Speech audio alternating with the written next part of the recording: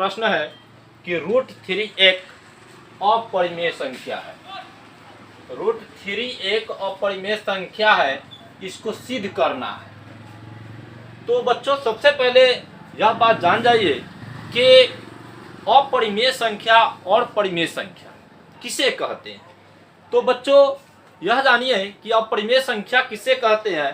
अपरिमेय संख्या उस संख्या को कहते हैं जिसे p/q के रूप में नहीं लिखा जा सकता है, और जिस संख्या को p/q के रूप में लिखा जा सकता है उसे परिमेय संख्या कहते हैं। जिसे p/q के रूप में लिखा जाएगा वह परिमेय कहलाएगा, और जो नहीं लिखाएगा वह अपरिमेय कहलाएगा। तो √3 को सिद्ध करना है कि यह एक अपरिमेय है। तो अपरिमेय तो यह है, लेकिन हमको सिद्ध करके दिखाना है। तो सिद्ध करने के लिए सबसे पहले हम इसको मान लेंगे कि यह एक परिमेय संख्या है। लिखेंगे कि माना कि √3 एक परिमेय संख्या है। जब यह परिमेय है तो होगा, इसलिए √3 बराबर p/q, जहां q नॉट इक्वल टू 0, यानी q का मान कभी भी 0 के बराबर नहीं होगा। अब लिखेंगे कि दोनों तरफ, क्या लिखेंगे, दोनों तरफ वर्ग करने पर, दोनों तरफ वर्ग करने पर, तो √3 का स्क्वायर बराबर p/q का होल स्क्वायर। √3 का जब स्क्वायर करेंगे तो स्क्वायर का मतलब 2 बार होता है, यानी √3 गुने √3 हो जाएगा। p का स्क्वायर करेंगे तो p गुने p, और q का स्क्वायर करेंगे तो q गुने q, अर्थात √3 में √3 से गुना होगा तो 3 हो जाएगा, p में p से गुना होगा तो p स्क्वायर, अब बट्टे हो जाएगा q स्क्वायर।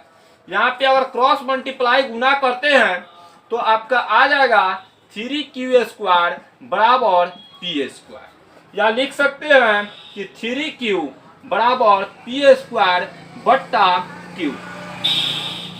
बच्चों यह जान लीजिए कि 3q जो है वह एक पूर्णांक है, वह एक क्या है, पूर्णांक है, और p स्क्वायर बट्टा q जो है एक भिन्न है।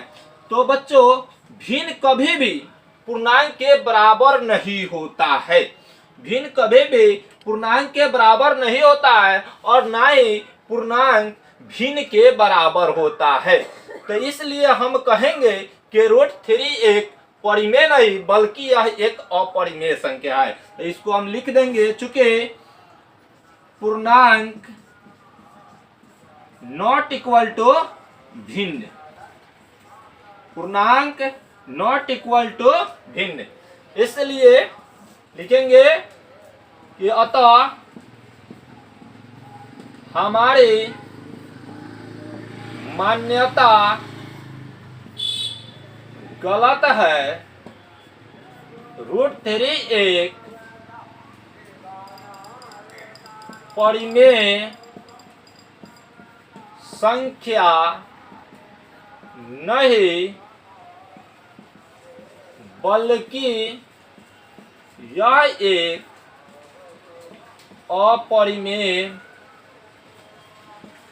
संख्या है। यहाँ लिख देंगे PROVED, यानी प्रूव्ड।